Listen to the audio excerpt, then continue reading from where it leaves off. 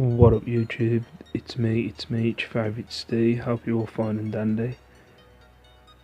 This is my top and bottom five of the week for WWE from last week. I'm going to try and not get as many M's in this one today. I'm going to try my hardest, but I'm not guaranteeing anything. Anyway, let's get to my bottom five of the week. Number 5. To be fair, with the bottom 5 this week, there wasn't much that was pretty bad about WWE. There wasn't anything that I thought was particularly brilliant either. So these are kind of middle ground, bottom 5 and top 5 in my opinion. And number 5 was it's kind of pulling at strings. As I said, it was a struggle to get these 5, but I always want to give a positive and a negative to the WWE in the week. So number 5 is the weird relationship with the club. Didn't really get it on Raw. Nothing was explained when it comes to the 6-man tag, why Finn Balor had a problem with Carl Anderson and Luke Gallows. The last time I think they were seen on WWE television on a storyline basis, they seemed on good terms. They're constantly going about the club being this kind of, it was a close-knit family, then all of a sudden Finn Balor was part of the 6-man tag, and if he was forced in the match then cool, but he seemed to go straight for his old club brethren and didn't really seem to have a problem with it. Very strange. Didn't get it. Just thought it was pretty lazy booking, to be honest. I think they could have set, I'm not saying for that 6-man tag, but I think it could have been a storyline down the line with them. I know they already kind of did it with AJ Styles, where Anderson and Gallows were friends with AJ and then they ended up being together, but yeah, look back. But I thought they'd kind of do the same thing with Balor, where they're friends, maybe even getting back together or something like that, but it wasn't. There was no explanation. They were just opponents and they didn't like each other. Just very strange for me. Number 4, it's probably a short one. It's Emma. I think she's been pretty wasted in the minute. Nothing's really going on with her. I didn't get the whole, she was Emma, then she was Emelina, she had a dress on or something. I think she showed up once and then nobody saw her again. Then she come back as the original Emma, and now she's wrestling and she's hugging Dana Brooke. Just very strange. No real storyline, just kind of storyline put together which doesn't really make any sense. I know the former tag team partners, but just don't get it, doesn't do anything for me. And number 3, again, as I said, cut to straws. This is a personal opinion. Somebody actually messaged me on Twitter about this. Gave their opinion where they kind of agreed, where it was like the US have been made to not like this style. It was the Gallagher Tyler Bate crowd reaction. Now I'm going by the crowd reaction on this. It was very dead, and I thought while watching the match, I thought that maybe the American fans in the NXT arena were taking in the match because it's very slow paced, very submission based, ground based is the English style. But at the end of the match there wasn't really a massive pop or anything like that, and Tyler Bate hasn't really got over in America in NXT. I find it very strange because I love watching the British wrestling, but very strange. I thought the crowd were just sitting on their hands, weren't really bothered about the match. It wasn't all colours and fireworks and high flying moves, so they just weren't into it. And number 2, the ending of Raw last week was very strange again. Just didn't really get the concept of it. I think The Miz needed a partner, and then he got a letter, and the partner was on the letter. I'm not sure if it was Bray Wyatt or if it wasn't Bray Wyatt, but Bray Wyatt turned up late and then attacked everyone basically. But I don't know. I didn't understand why they didn't end Raw with the dumpster match, which was on early on in the show. It was very predictable what happened in the dumpster match with Braun Strowman pushing the dumpster off the side of the stage. If you've been watching wrestling for as long as I have, when that match was signed up, I think I put it on Twitter 5 days before saying, well, someone's going off the stage on a dumpster. Well, Kalisto's going off the stage in a dumpster. It was very predictable. Just, I just thought, I don't know why they didn't end Raw with that image of Braun pushing the dumpster off the stage instead of the very mild return of Bray Wyatt. Very strange. And bottom 5 of the week. This is starting to annoy me when I watch SmackDown. These talking segments with Shinsuke Nakamura. I love Nakamura. I love his entrance. I loved him in NXT. His first match against Sami Zayn was unbelievable. He had some really good matches with Samoa Joe and Bobby Roode. The only thing that's done my head in with his debut on the main roster is they keep giving him these talking segments with Dolph Ziggler. Dolph Ziggler's kind of ripping into him. I think this week he was he looked like Michael Jackson or something, and they have some mild contact, and then it's the same thing, and then they run away. Just don't get what they're doing with him. I don't know why. I don't know. Get him a manager or something. If he needs to have these talking segments all the time, maybe have him in a kind of Brock Lesnar kind of way where he just stands there and has somebody talk for him. If it's got to be a thing that he's got to have a talking part in the show.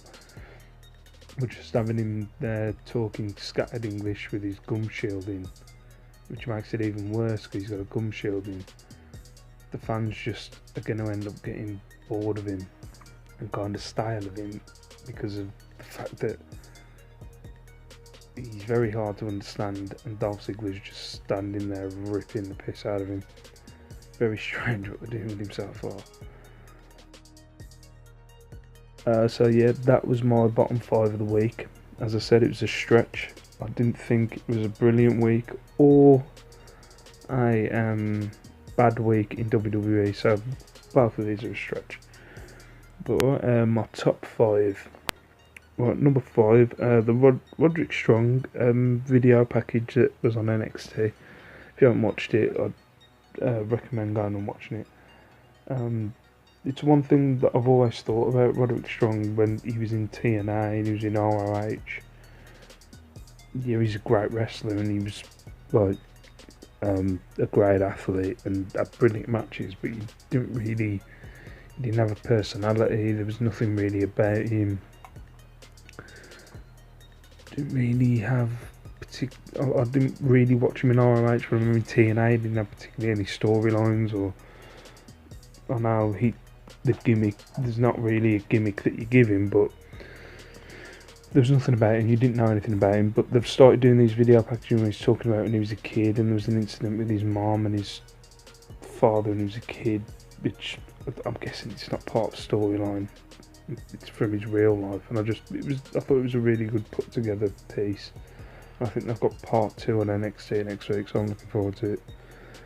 And number 4, and this is actually kind of funny, I think 2-3 weeks ago, Miz and Ambrose were in my bottom 5 because of them being drafted to Raw. and they've been in my top 5 now 2 weeks in a row. The talking segment between the Miz Ambrose and Jericho, where they changed over the shows, where it was the highlight reel, then Miz TV, then the Ambrose Asylum, I thought was pretty cool.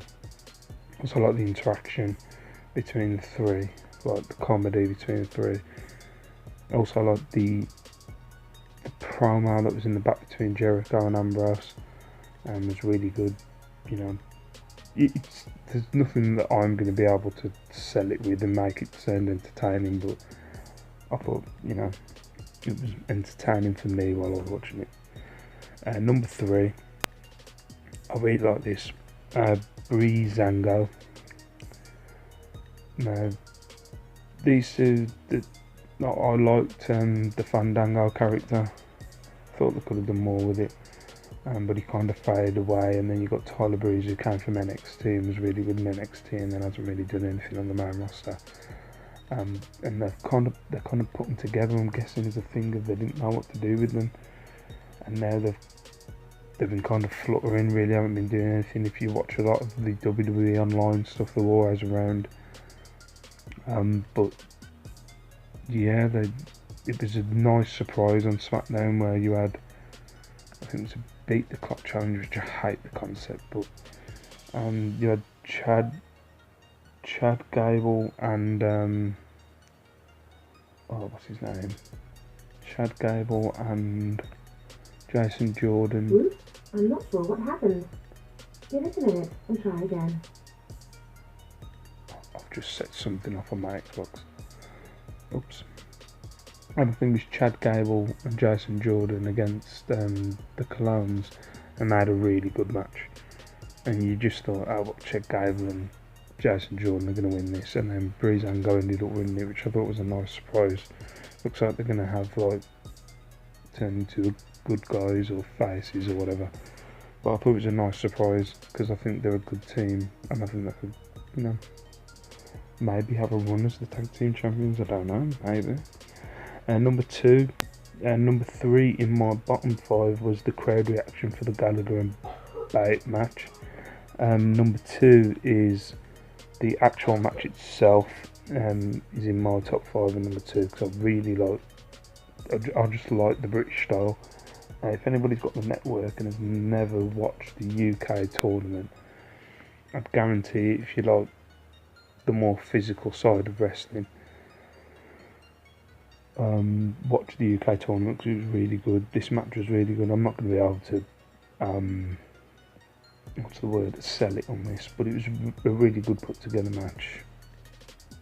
Just both the styles, I thought they might clash, but I think they've faced each other before in the UK, and obviously I've never seen it, but I thought it was a really good match, and I'm not going to be able to do it justice by butchering it on this. And my number 1 for the week, which you won't believe, because this has been my number 1, I think, on my bottom 5, and maybe that's what's happening, is I think them so awful in my bottom 5 that when I watch them again, they've improved the week after, and I think, yay. It's the 205 matches that were on Raw and 205 Live this past week. They completely cut out the bullshit ending of matches. They completely cut out, I think there was one that had a bit of interference, but it wasn't too bad. It made sense, which was Drew Gulak and Mustafa Ali ended up in a kind of altercation on 205 Live, which made sense. It didn't really spoil the match, but there was a brilliant tag match with TJ Perkins and Neville against Austin Aries and Jack Gallagher, which was on Raw. There's a great tag team match, Rich Swann and, I always butcher his name, Tsava against Brian Kendrick and Noel Barr, and it was just really good. They didn't bullshit it with storylines. I just thought they had some brilliant matches, and instead of having these stupid storylines that they've been having lately, I just thought it improved it. So yeah, those are my top 5 and bottom 5 for the week. Let me know what you think if you've got a different top 5 and bottom 5. Always like to hear. And also any improvements that I could do these, as I've said, do these kind of little vlogs. As I've said, I enjoy wrestling, and I'm just trying to find a way of incorporating. I enjoy wrestling, it's my obsession, but I'm trying to incorporate it into my vlogs because I think it's a logical transition and a logical thing to add to my vlogs. So yeah, let me know if you've enjoyed them. Check out my other daily vlogs. I'll be back tomorrow with a Spock haul, a snipe haul, and just other shenanigans. So I'll see you tomorrow. So peace out, stay safe, stay beautiful. I'll catch y'all tomorrow.